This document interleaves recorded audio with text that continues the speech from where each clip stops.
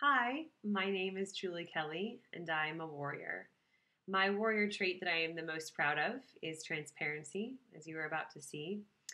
My warrior story started several years ago. I was in the process of getting to know somebody, and we had gone out on a date. We ended up back at his apartment, and immediately when we got to his apartment, he had attacked me.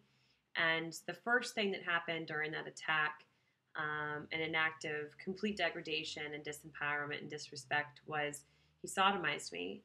And his efforts to degrade and disempower me, they were effective. I carried that with me for not just through that night, for the months and the years that followed my assault. And the way that I chose to deal with that time after my assault was deeply pathological.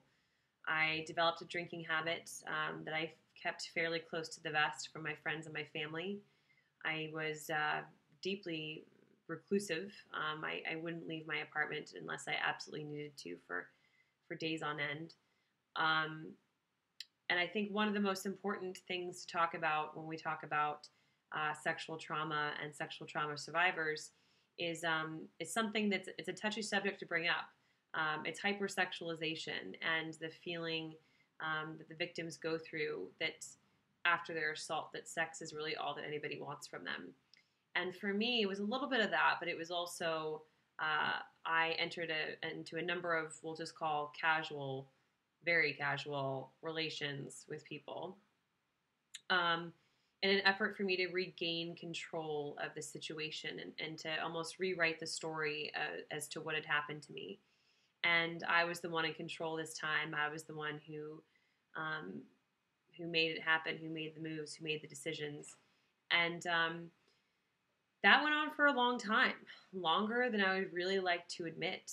Fast forward a couple months or about a year later, and I was in a meeting with the CEO of a large company, and he had asked the table. He said, "If you had one superpower, what would it be?"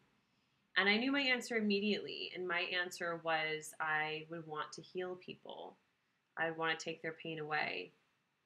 And in that moment, I knew why I said it. I said it because I was so desperately in need of healing myself. And I had been running from it for so long because I thought that if I addressed it, I would simply crumble beneath the weight of it all. I wouldn't be able to handle it. And at that point, I had made a decision in my life that the person I was, the girl before this assault, she was gone. I could write a postcard to her because I was never going to see her again. But I finally had this moment of like, okay, now I've been broken open. That has happened. That has passed. So if that girl is gone, imagine the girl that can replace her.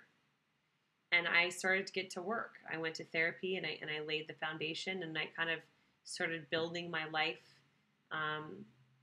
the way that you can start to build your life when you feel as though you've lost everything.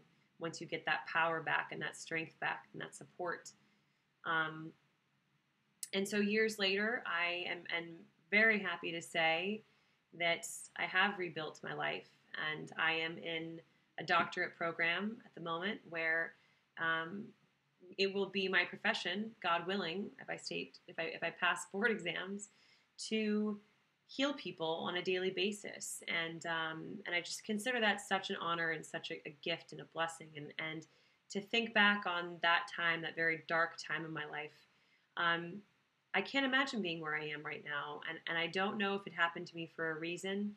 And all I could say about that, I'm not going to say that I was grateful that it happened to me, because it was awful. I wouldn't wish on my worst enemy, but I could say now, looking back in hindsight, it was my Phoenix process. And for that, I am grateful. I am grateful that I am who I am today. So thank you for listening. I appreciate it. Bye.